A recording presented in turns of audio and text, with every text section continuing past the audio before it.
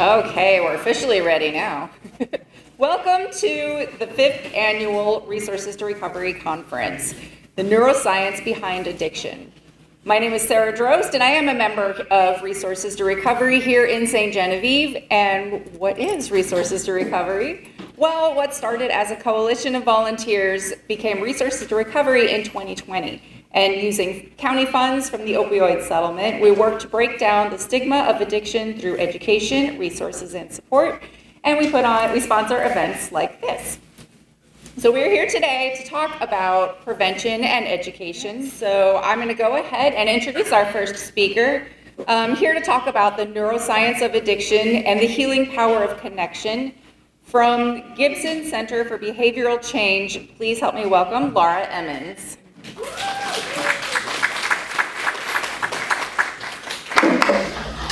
Can you all hear me okay? No. Back row? Oh, it's always Sophia. I always have to go stand by Sophia. Sophia also works at Gibson. We like to tease each other. Can you guys hear okay in the back row? Yeah. I project when I talk. Those of you that know me know that. So I prefer not to speak with the mic because it's just double loud. So my name is Sara Emmons. I'm a program manager at Gibson Center in Cape Girardeau. We treat all levels of addiction, and I oversee our women's program. We get to change lives every single day. It's amazing what I do. And if you work at Gibson, raise your hand. There's several of us here today. And then what disciplines do we have in the room? So counselors, case managers or case workers, probation, parole, treatment court, other disciplines. What other disciplines? Peer support. Peer support. I knew we were going to do Yeah, we are. We're right across the street. So. Pharmacy and criminal literacy. Okay. Domestic violence. That's a big one. Very common co-occurs with substance use disorder. Nurses. I forgot healthcare.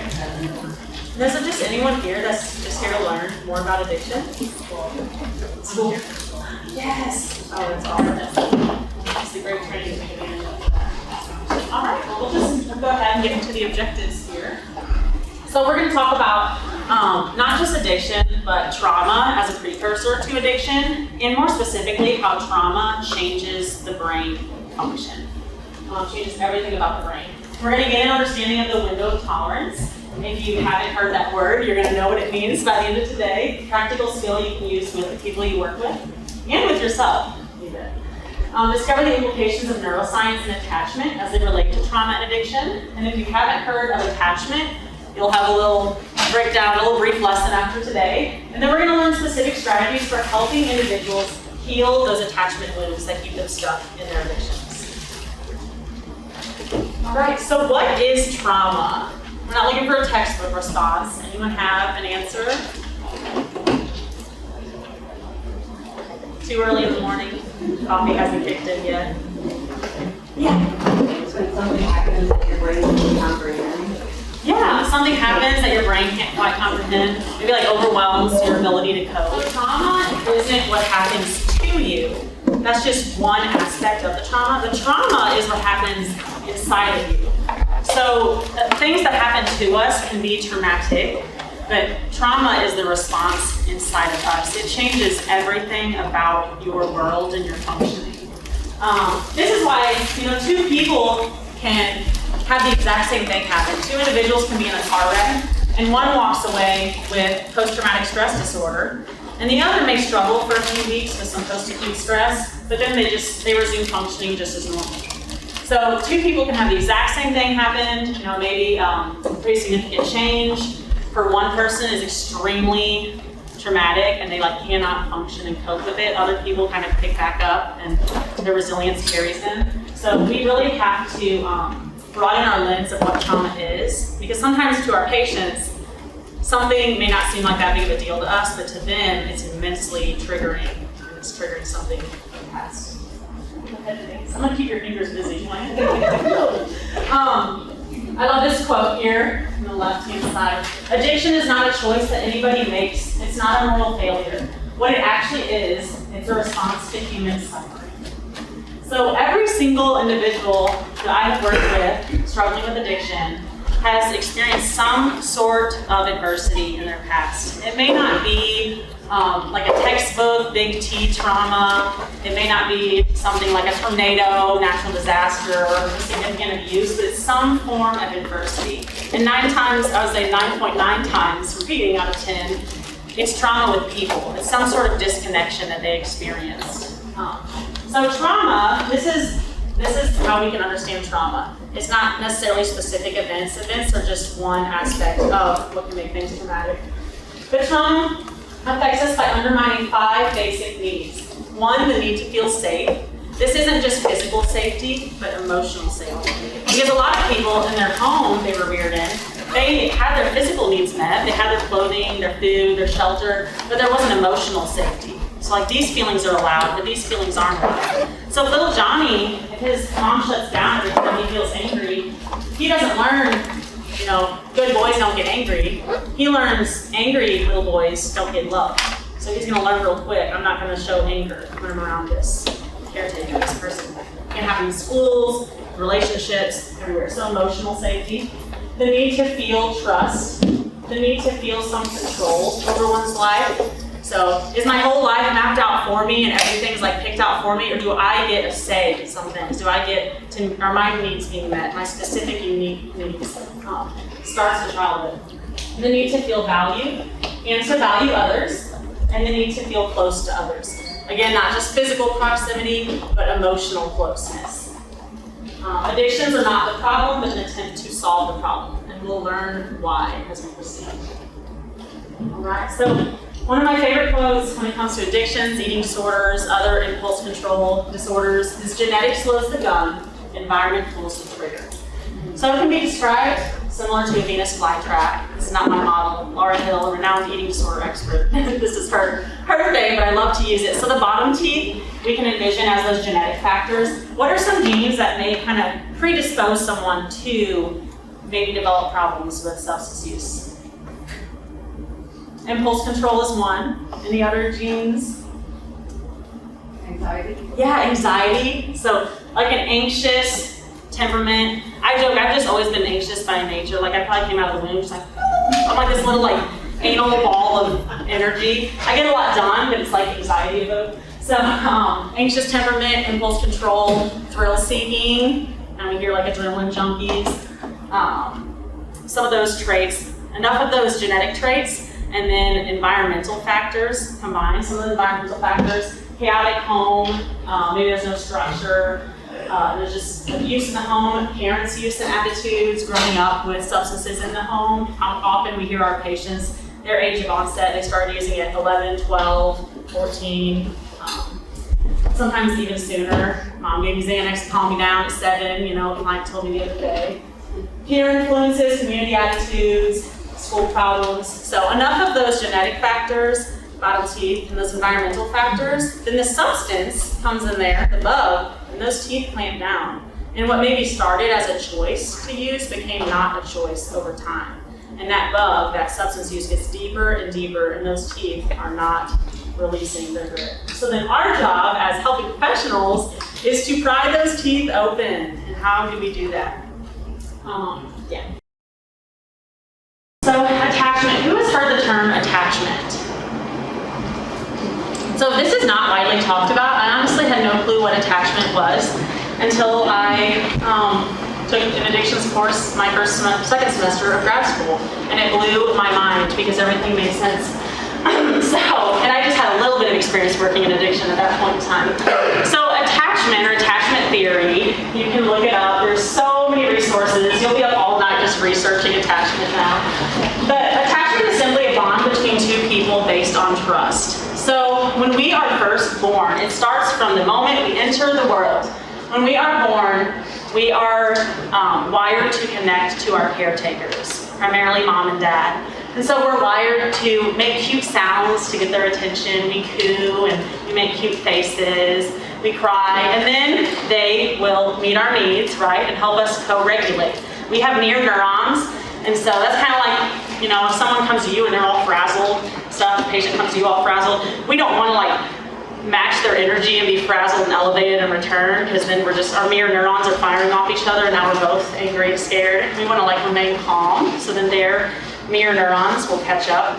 So this is essentially what mama is doing with her baby. When baby is stressed and scared and crying, mom is comforting it. She's looking it in the eyes, looking them in the eyes, comforting them. It helps us regulate. So attachment is a survival need. It assists us in survival because we learn, oh, I'm safe. The people that are literally responsible for my survival care about me and are helping me calm down my nervous system. That's very soothing to a baby that it can't do anything on its own. It relies fully on its caretakers.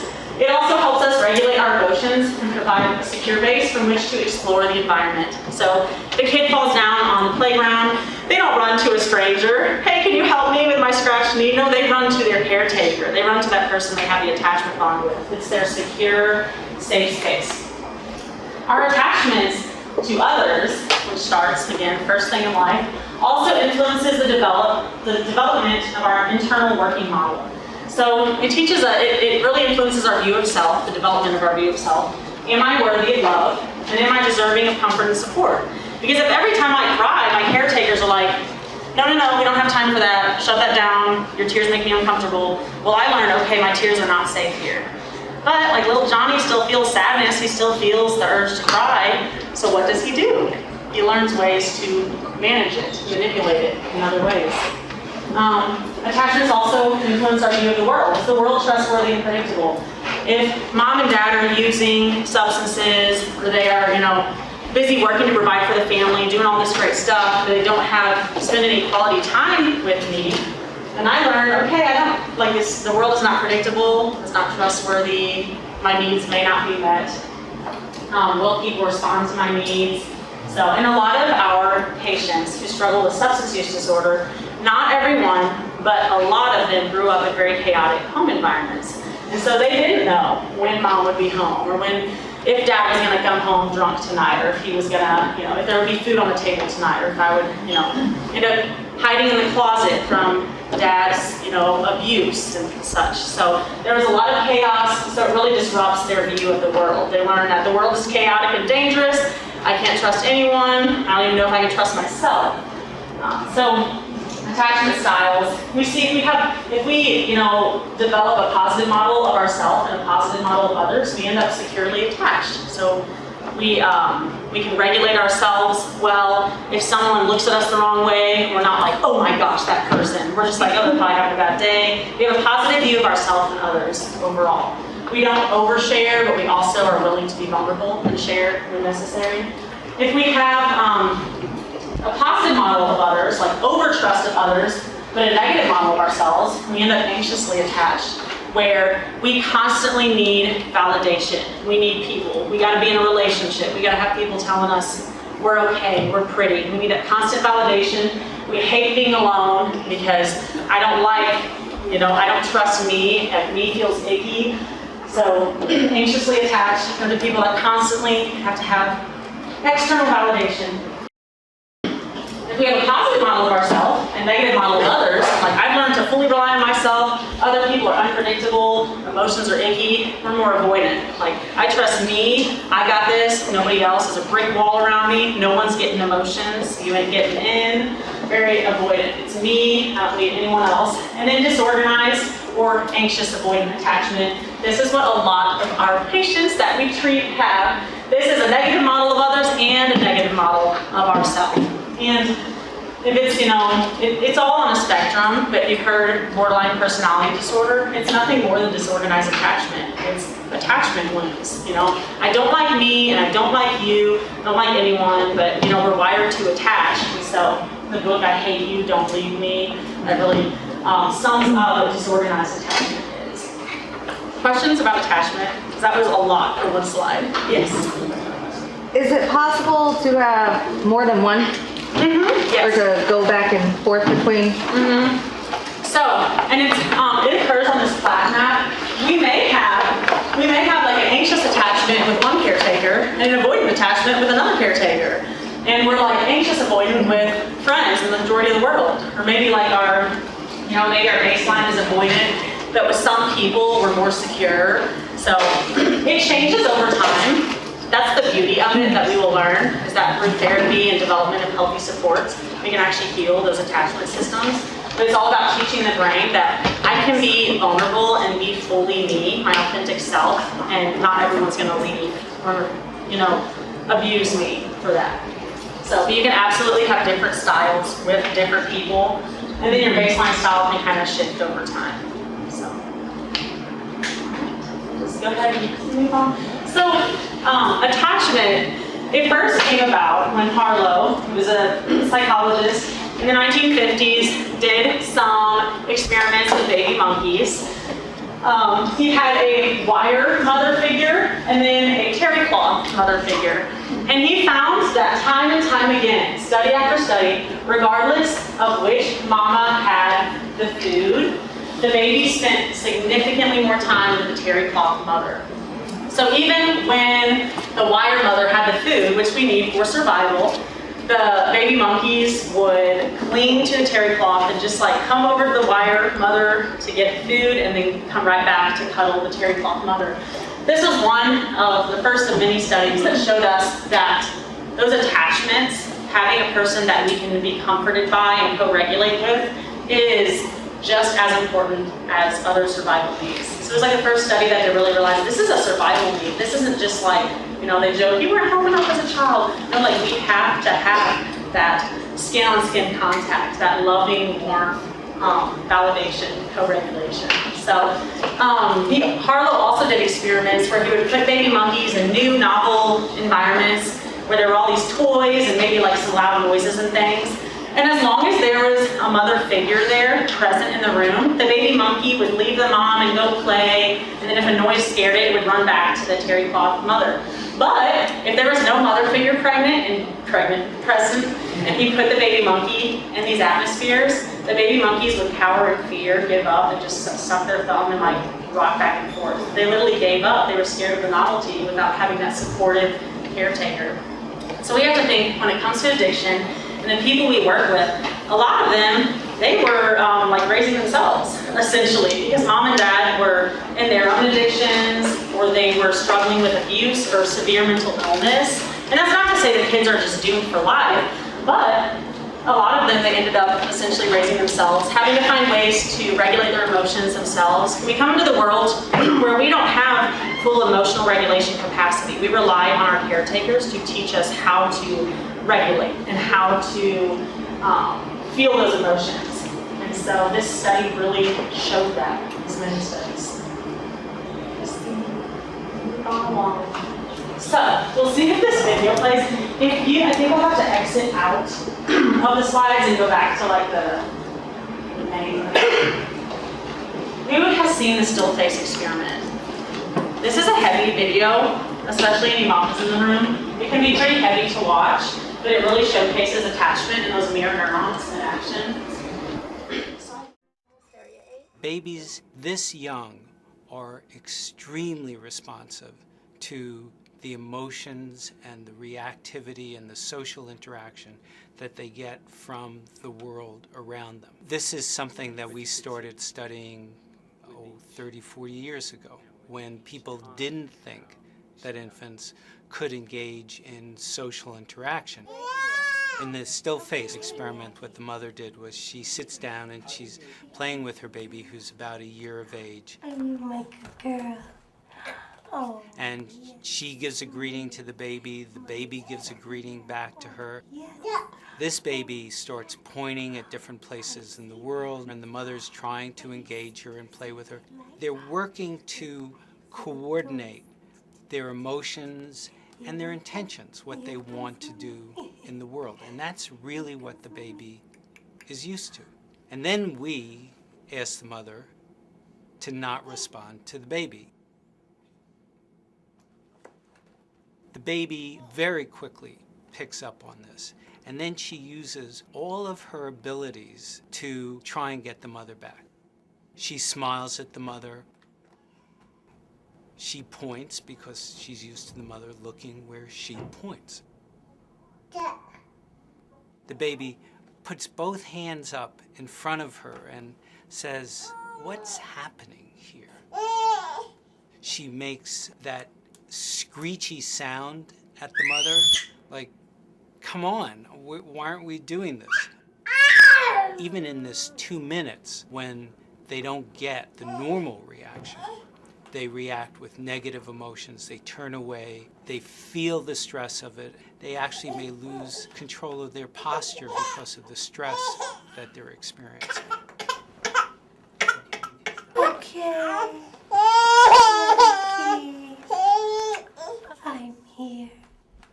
And what are you doing? Oh, yes. Oh, what a big girl. It's a little like the good, the bad, and the ugly. The good is that normal stuff that goes on, that we all do with our kids. The bad is when something bad happens, but the infant can overcome it. After all, when you stop the still face, the mother and the baby start to play again. The ugly is when you don't give the child any chance to get back to the good. There's no reparation, and they're stuck in that really ugly situation. I'll give you the fun job of getting back to the slides. What were your thoughts? It's pretty heavy to watch. It's like hard. Yeah. So we work with a lot of pregnant moms or moms with little ones. And I just leaned over to Danielle. I said, this is 2 minutes, but think about day after day after day. Yeah. And why so many of the babies do seem to be kind of cranky, squealing out. Yeah. It's heartbreaking. Yeah.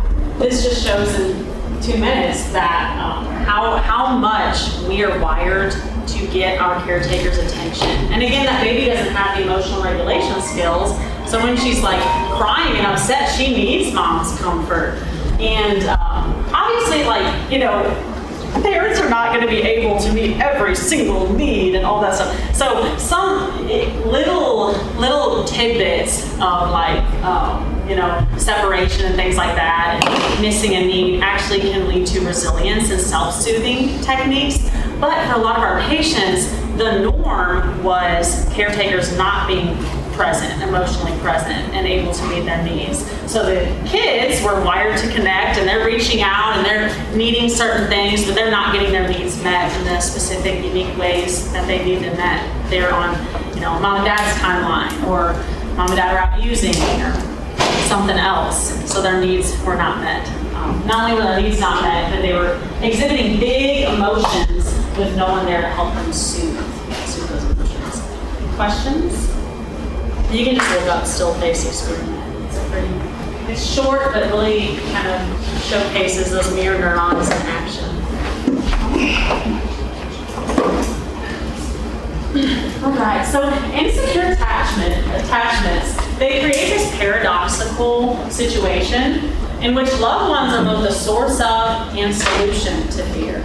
So I'm wired to connect to my caretakers. I need them for my survival purposes. But also, like, I'm scared of them. I feel anxiety around them. This is the way a lot of our clients get stuck, because if their earliest relationships looks like this, or maybe, you know, early life relationships were fine, but eventually a romantic relationship looks like this, it changes the whole structure of the brain, because we are wired to connect to others, but then when we learn that people are dangerous or we can't rely on them, it creates this confusion, this paradoxical situation in the brain. So we vacillate between longing and fear, demanding connection, but then distancing. So again, kind of what that anxious avoidant or disorganized, another term for it, disorganized attachment looks like. It's a risk factor for every kind of dysfunction. You can kind of see just in this chart here. So we always like to say, our patients are not giving us a hard time, they're having a hard time. And that's not to say that we just endorse these like unhealthy behaviors, because we want them to be full functioning adults out there in the world. But we need to meet them in the middle. We need to meet them where they're at and understand kind of their brain's wiring is a little bit off. They didn't develop. Their brain didn't develop as, you know, as a normal healthy brain because of these early life disruptions and attachment. And there's a lot of focus on early life attachment, but addiction can also happen. You know, there was a woman we treated who, had always drank casually, but then after the loss of her son, it became a full-blown addiction, and she could not stop. And just inpatient rehab after inpatient rehab. So it's not always early life trauma. Sometimes it's something later. There's a big focus on early life because that seems to be where the majority of it is when it comes to addiction. So, all right. So, with repeated trauma, neural pathways related to affect and self-regulation become underdeveloped, which then leads to sensitivity to stress, difficulty self-soothing, and difficulty trusting others, which sounds a lot like our patients, or if you have a friend who battles addiction, or you have a history of it. This is very validating, we want to normalize those things. That's what it looks like when your brain is kind of flip-flopped. So in a normal, healthy brain, typical development, our survival brain has, it's the first to develop regardless. And then we have regulation. Then we have all this room for social, emotional. We form relationships. We form healthy connections. And then we have all this space for cognition. Our hopes and dreams, what matters to us, our future plans, our values, all those things. Well, for someone who has experienced a lot of early life trauma and adversity, their survival brain is like, whoa, I better prepare for this because clearly the world is dangerous and I need to be prepared for any future stress and chaos. So their survival brain becomes really wired for emergencies and fight or flight, those types of things. So their survival brain ends up with all of this neuron function there, all these brain cells and wiring there, because I gotta be ready at any time to act, because I'm in danger.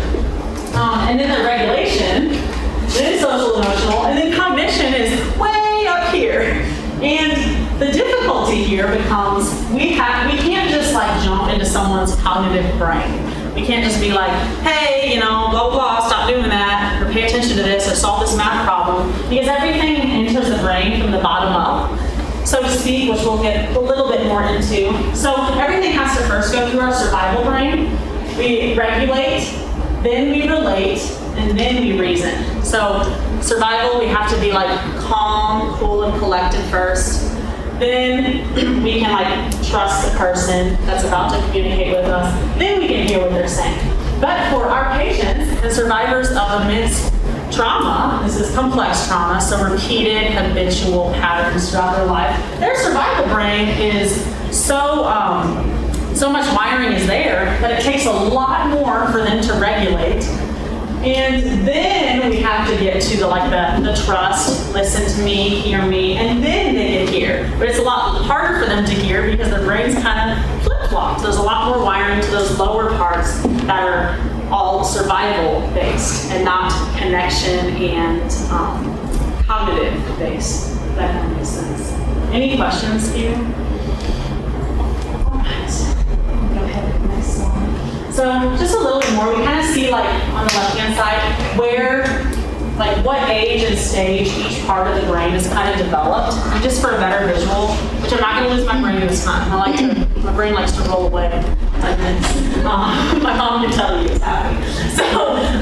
So our brain stem, this is the number one survival part, right? This is the stuff we don't have to think about at all. This is our heart rate, blinking. Could you imagine how exhausting it would be if we had to remind ourselves to blink or remind our heart to beat? It would be exhausting. So all of those things are down here. The brainstem is developed in utero. We don't have anything to do with that. That is all done gloriously on its own with healthy development. But then, as we go through life, each of these ages and stages is dependent on our attachment figures helping us learn to regulate those areas.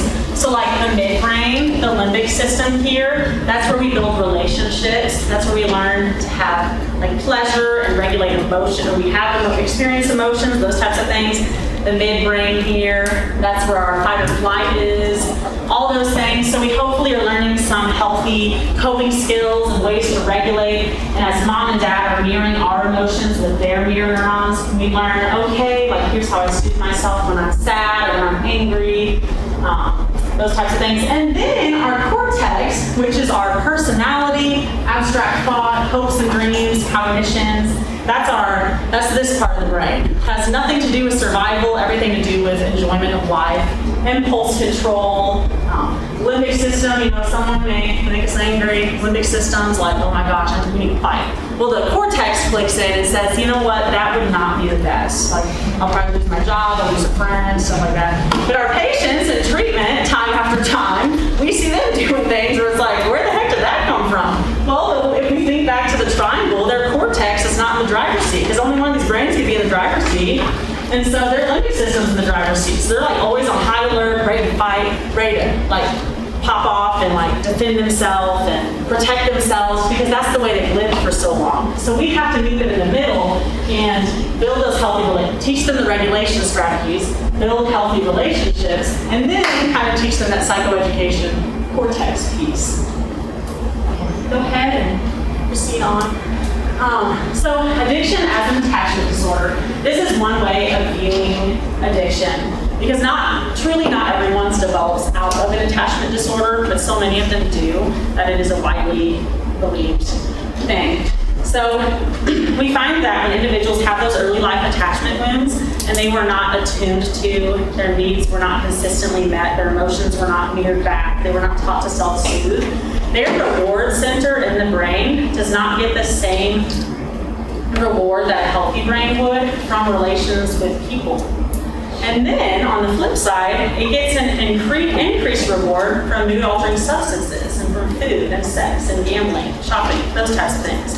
Think about our patients and their histories. This is so true for them. Like, a lot of them say from the first moment they used heroin or they used opioids, they felt just this immense peace and this like, this is it, like I'm home, I'm okay at last. Not everyone, because sometimes it happens later, but a lot of the times. And that early life trauma leaves the brain vulnerable to getting an increased reward. So I'd like to explain to them, like, this is not anything you brought on yourself. It may have started as a choice, but it's not that because of your neurobiology. But the beauty of it is, as we heal that part of the brain, we develop healthy connections to other people through meetings, support groups, healthy friendships, a therapist. Our patients, they hear relationship, they're like, oh yeah, we're scanning and planning. Let's go find a romantic buddy in rehab. Like, that is not, I'm like, who is attracted to you right now? It's probably not a healthy mate. So we want to start with even the relationship with a therapist, that co-regulation. I'm showing up a session and I'm being my full authentic self, and my therapist is not, using this against me. They're continuing to show up each week, and they're validating me and like helping me learn skills and things. And they're not blabbing it on the streets.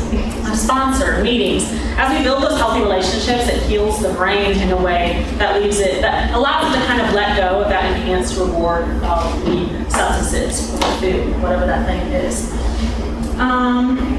And another thing, attaching to behaviors, it feels safer. This is something that, I can't control people's responses to me. I can't control how I'm treated, but I can always control, when I'm using, and what I'm using, and how I'm using it, whatever the substance is. Questions? Next slide shows just a brain diagram of, because it is literally not just in their head. The brain is literally different for someone that's experienced chronic trauma. We see temporal lobes which help with affect regulation, regulating those emotions. We see there's just gaps. They're just in the abused brain, so they're lacking the ability to regulate those emotions. So we have to meet them where they're at to teach them those things and have immense, I would say we're big on grace. But my supervisor reminds me the grace run out. She says, Laura, the grace runs out. Can't just keep everyone. But we teach them skills and we give them the grace to practice those skills. What's something you could have done instead of stealing your roommate's cigarette, Because these little things, they seem like such things to us where we're like, why would you even, but to them they've been living in survival for so long, their brain just acts without even thinking. They have to play catch up. So these parts of their brain have not healed yet. We help them, we meet them in the middle. All right, next slide.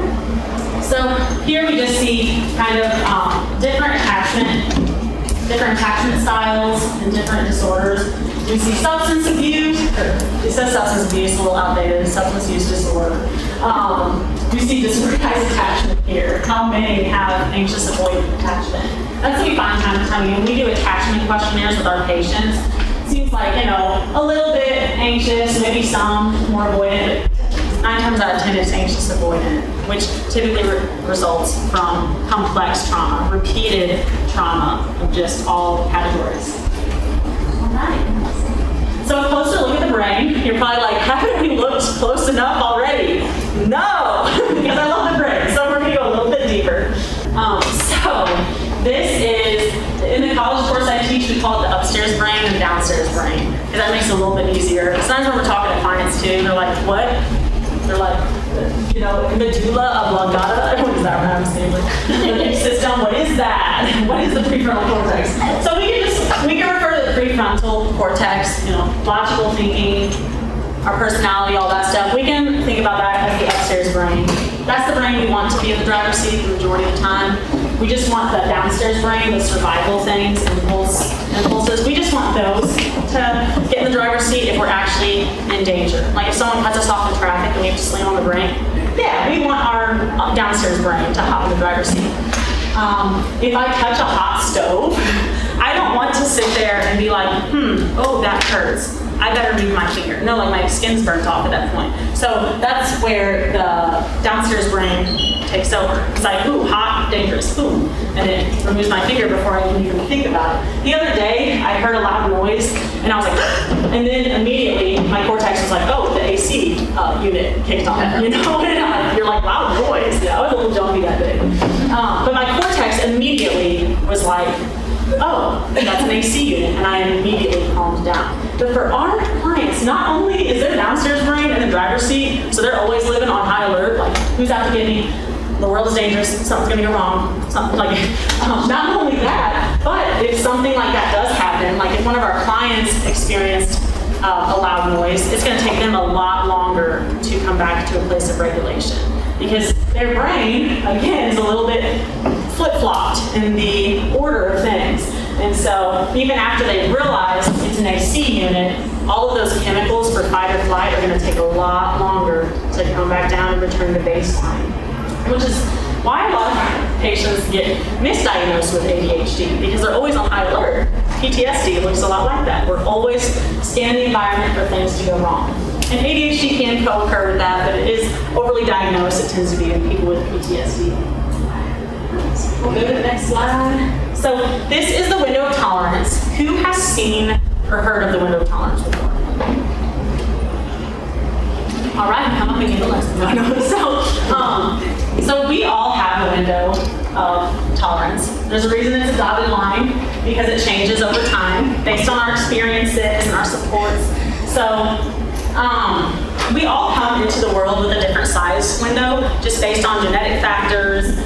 Some people are real resilient from birth. They're born with a window where they can just tolerate a lot of stuff. Other people are kind of born with a smaller window, just genetically. But then our life experiences impact our window. So if we experience immense trauma and stress, and we don't have healthy support to help us deal with it, our window of tolerance shrinks, which basically means we spend a lot more time outside of it. So this is where our upstairs brain is. This is where our cortex is. We're fully online. Hopefully today you guys are in your window of tolerance. You're calm, cool, and collected. You're able to take in what I'm saying. You're learning, not stressing about the future or past. You're like present. But when we have a small window, we don't spend much time inside of our window of tolerance. We spend a lot of time. See, for the healthy person, we only leave our window of tolerance when there's a true emergency. Or like if I touch a hot stove, then my brain's like, whoa, take over. But for our patients, their window of tolerance is so small that they either like live in hyper arousal, which looks like chaos and woo, and like constant, just rigidity, eating issues, obsessive compulsive behaviors or thoughts, using just chaos, anger, aggression, irritability, or they live in hypo-aroused, which is dissociation, freeze, just autopilot. You may be talking to this patient, they just seem real out of it and disengaged. Maybe that's like their baseline. And you can't stay in one of those too long, so they typically like shift. They kind of, maybe one is more their baseline where they stay the majority of the time, and then they crash and go to the other, vice versa. Gets misdiagnosed as bipolar a lot, and while bipolar disorder can co-occur with post-traumatic stress disorder, there's a lot of people that just have PTSD that's diagnosed as bipolar. So, how do we grow the window of tolerance? Anyone have ideas based on what we talked about? Yeah. Support. Yes, so through healthy support, that is one of the biggest determinants of long-term sobriety, is as we build healthy supports, then, when I'm going through stress or chaos or I'm feeling really just like anxious, I got a lot on my plate, a lot going on, I reach out to my support and they help soothe my system because we never outgrow the need to co-regulate. We still have to co-regulate. I'll be in my supervisor's office, Shonda, and just co-regulation. Shonda's got that soothing presence. So we need co-regulation. There's no one I worry about more than the client that says, I'm a loner, I can do this on myself, I can do this on my own. It's like, neurobiology says it can't, so we'll see you again. But they have to learn that on their own. And it's understandable why they want to be a loner, because when you've experienced so much hurt and pain with people, before your addiction and in it and after, it's understandable that you're like, nope, just me, myself, and I, but that's just not how biology works. So building healthy supports helps grow our window of tolerance as we learn, I can handle more than I thought when I have this person like in my corner helping me. And also our coping skills, mindfulness strategies, grounding skills, those things, doing them repeatedly teaches the brain, one, either I did the thing and the adverse consequence didn't happen, or I did the thing, the adverse consequence did happen, but I was strong enough to handle it. Our patients are scared of everything typically because they've experienced so much pain. So we'll go to the next slide. Take time, we'll leave time for questions. So that gives me 10 minutes. I won't play this video just for the sake of time, but basically it kind of shows what's going on in the brain. So she is shopping at the grocery store, and then she sees this person, and she just like stops and she freezes. She goes into a trauma response, right? Trauma response is either fight, flight, or freeze. She freezes. This is a complete stranger at the grocery store. But she realized later on, he looks similar to a person in the past that had abused me. And so the part of our brain that is scanning the environment is that downstairs part of the brain. That's the part that's constantly scanning the environment for anything that looks remotely similar to something that's caused us pain in the past. So someone can be wearing similar cologne or perfume to someone that maybe a past abuser, maybe in an abusive home, you smelled that smell. And now you're smelling it walking down the street, and suddenly you're having a panic attack, and you don't know why. Panic's never random. It's never random. So we just want to normalize it. We don't always know what that trigger is, but your downstairs brain saw something in the environment that looks like a threat. And then again, they're in panic or they're frozen, and we have to work to get them regulated back to a space. But we can always normalize that. Like, it is completely normal. Those things are never just random. Our brain is constantly scanning the environment for anything that looks remotely close to something that's caused us pain in the past. And the brain also, it's a staying alive device, it also just likes to be comfortable. So, even if you do like a math test, or maybe, your heart might start racing, it's like, ooh, uncomfortable. So, some stress is necessary for survival, right? Like working out and challenging ourselves to meet a goal. But other stress overwhelms our ability to cope. So we can go to the next slide. So just another view of the window of tolerance, kind of as we go through life, for a person who hasn't experienced a ton of trauma, not only is their window of tolerance bigger, but they tend to stay in it more of the time because they regulate themselves as they go. Like, for example, one of my signs of getting out of my window of tolerance, I begin to pay people. Like, people will come to my office and I'm like, no, and that's not my norm. So for me, that's a sign I'm beginning to leave my window of tolerance. Like, I need to shut my door and have some me time and just focus, play some music.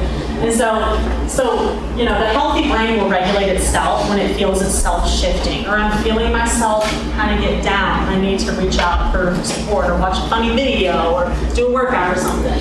But for our patients, they swing, not only is their window smaller, but they swing wide. So they are constantly living out of their window of tolerance, either in hyperarousal state or hypo.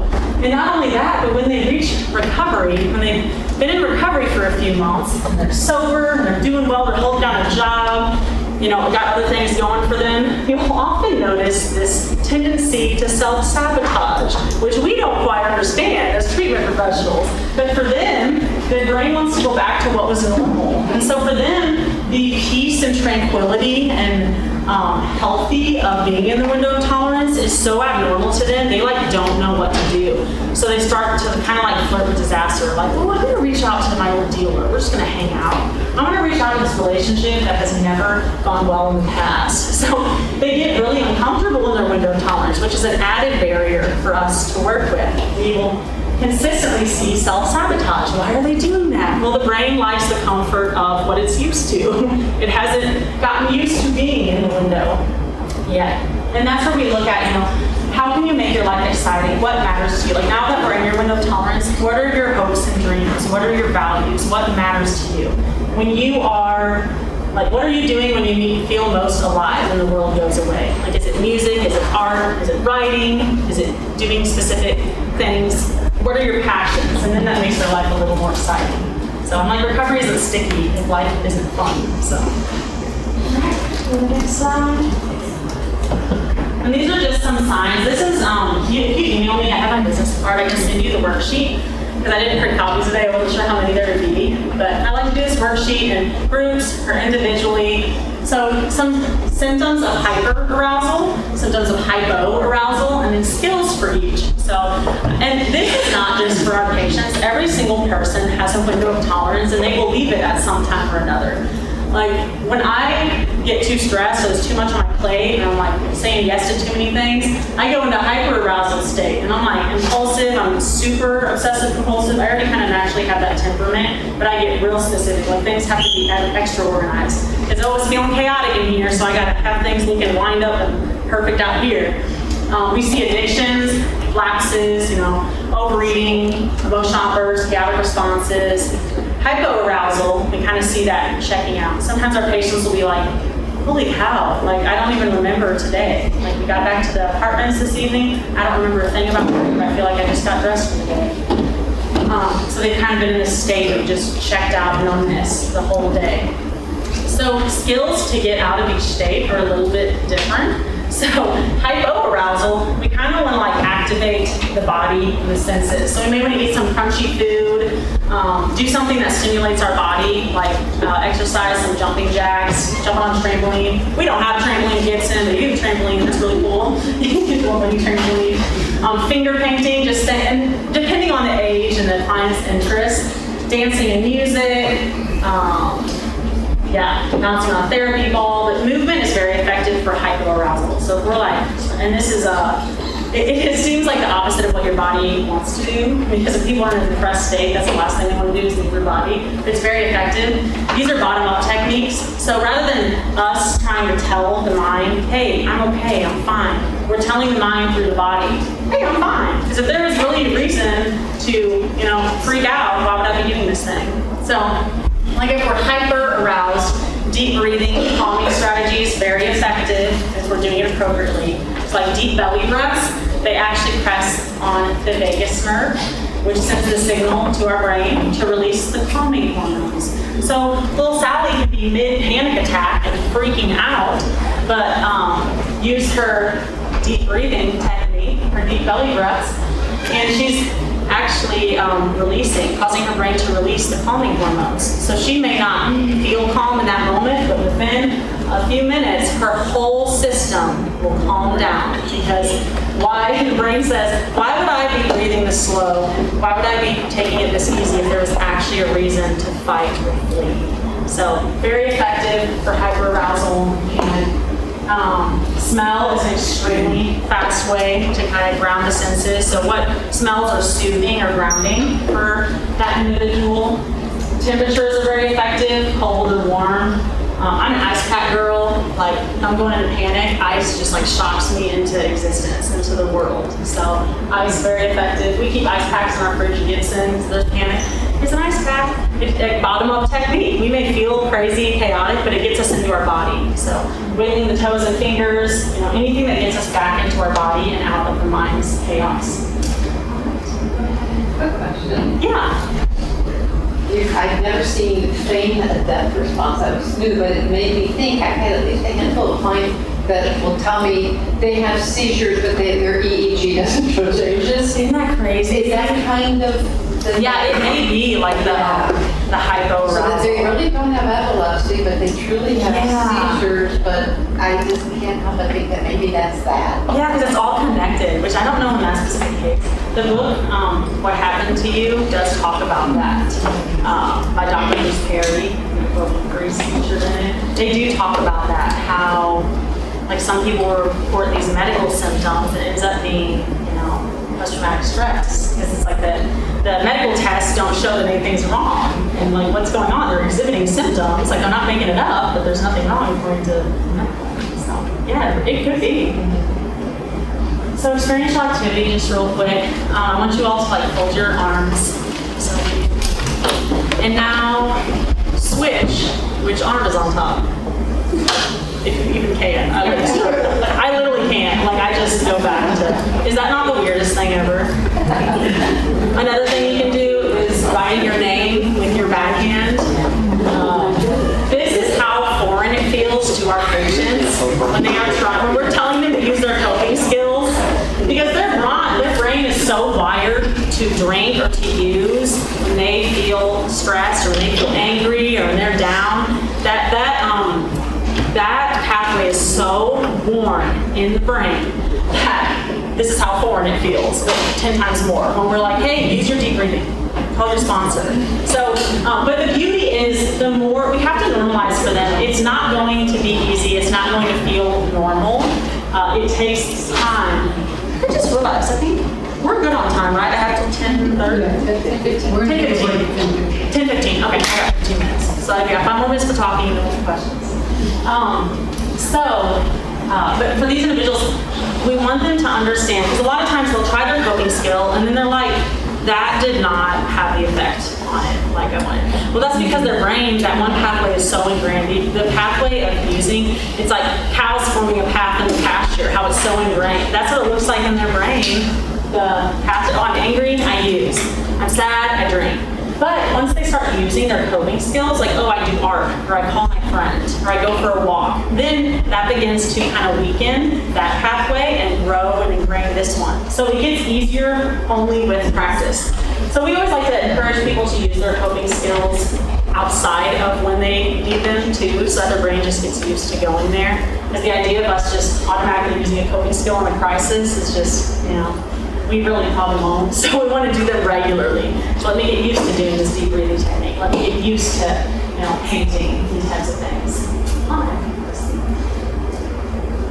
So we kind of talked about this, how we're wired for efficiency. Anything we do repeatedly. The brain, so the downstairs brain does not know the difference between what is helpful and what is not, which is why it will still ingrain behaviors that are not helping us, like shooting up meth or starving ourselves. It will ingrain those behaviors because it's just like, okay, we spend a lot of time doing this thing. Clearly it is very important and it must be essential for survival.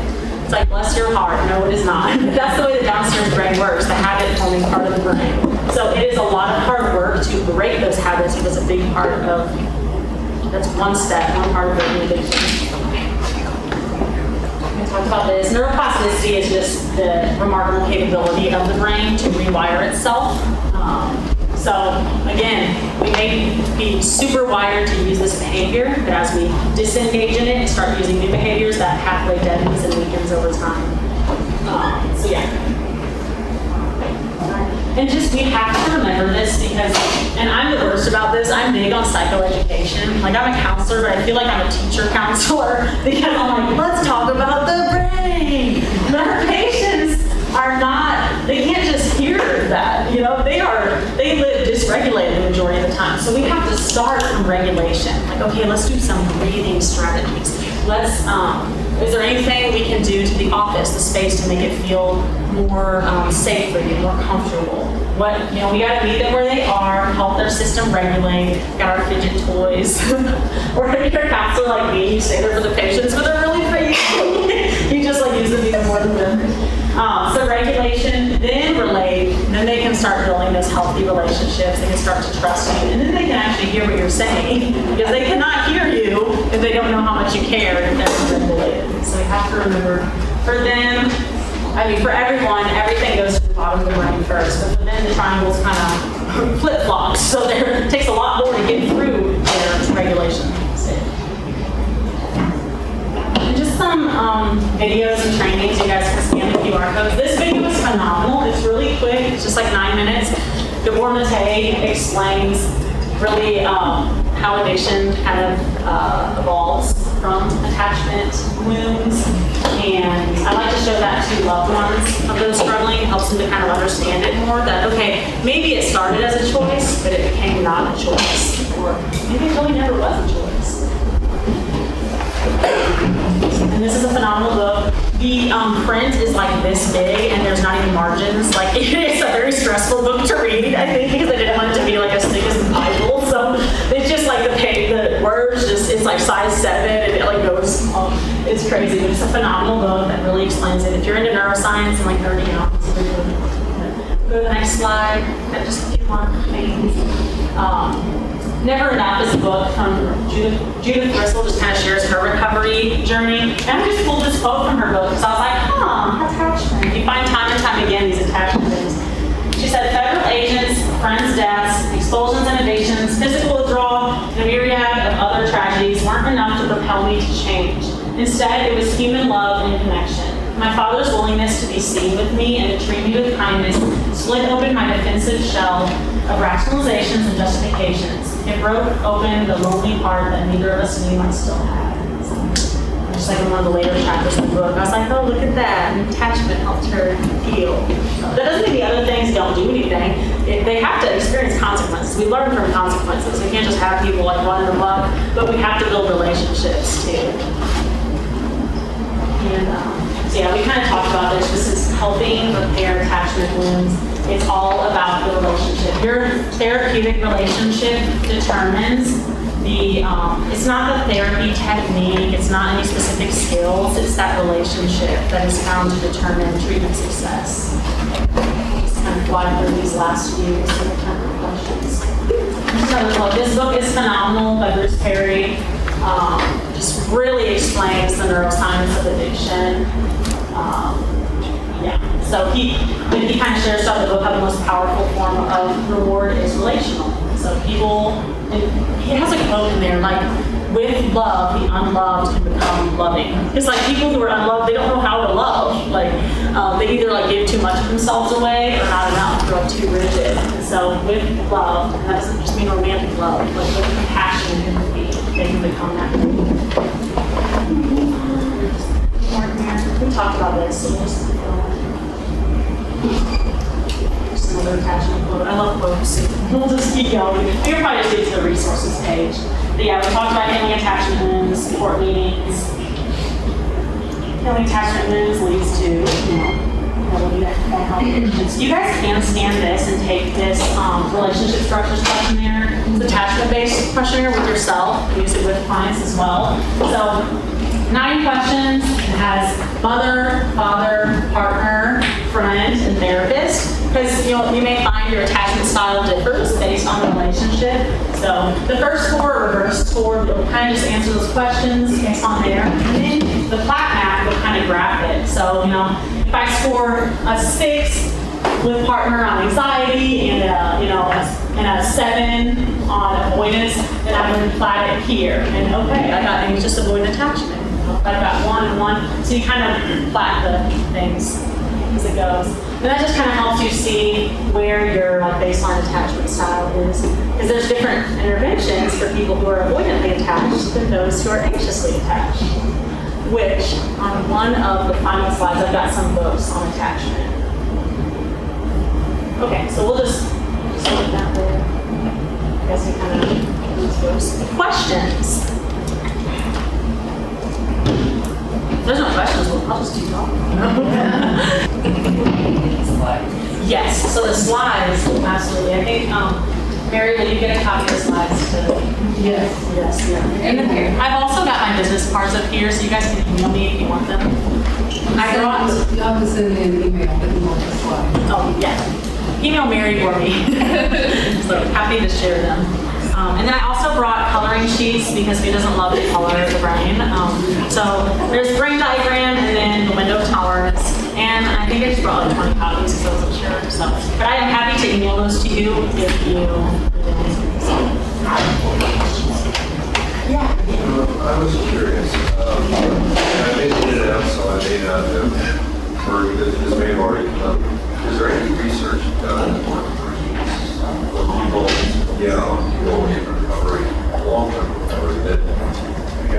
to take it back into a dark place.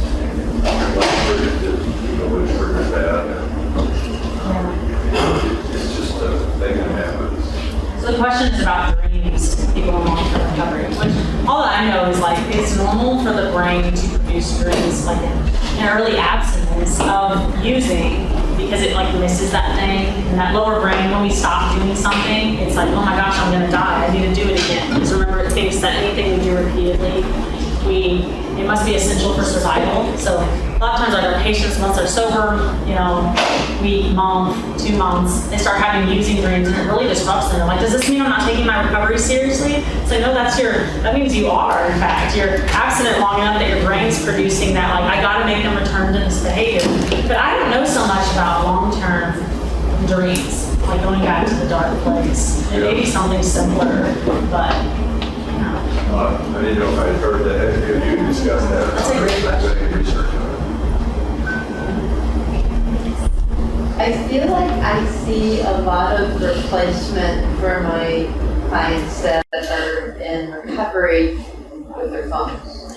Yes. So then what do you do with that? I'm glad you brought that up. So when we don't heal those core attachment wounds, then we will continue to just attach to these surface level things. Why so many of our patients, they get sober and then they fall into an eating disorder. And they're, falling into those behaviors. So the phone, that is just a whole issue. There are people that, are workaholics, phoneaholics, like I've got 80 tabs open, I'm working 3 jobs. It's the same thing as any substance addiction because they're not spending any time with themselves. And so this goes back to working on those core issues. They have to be willing to engage. And that's a whole thing in itself because this is rewarding the dopamine that's released. It's not near that of drugs, but it is releasing dopamine. It's those same parts of the brain where you're getting that reward, but it's not the reward from connection that fuels the brain. So I don't really have an answer what we do about that, but other questions? My very first quote, addiction is not a choice, it's not Not a choice that anybody makes. moral failures, what it actually is, and then I lost it. It's an attempt to solve a problem. That really transformed addiction for me when I learned that. These people, it's not how could you use, it's how could you not use? With what you were surviving and dealing with and lack of appropriate supports and coping skills, of course you used. Of course you became addicted to heroin, And then with that comes all the effects of legal issues, relationship issues, all that. It's an attempt to solve the problem. That's why Shonda, our Chief Behavioral Health Officer, she'll always remind the patients, you are not here to just work on your addiction. You gotta work on the below the surface. Because she's like, you all know your substance isn't the problem. It's an attempt to solve the problem. So you gotta solve the problem while you're here, get treatment. What's that problem for you? What's the problems?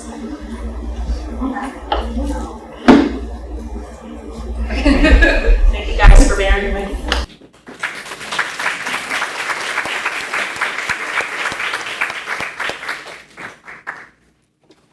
That was amazing. Thank you. I felt like I was in class. I took so many notes. All right, so we're going to take a 15-minute break and then meet back here to hear our next speaker at 10:30.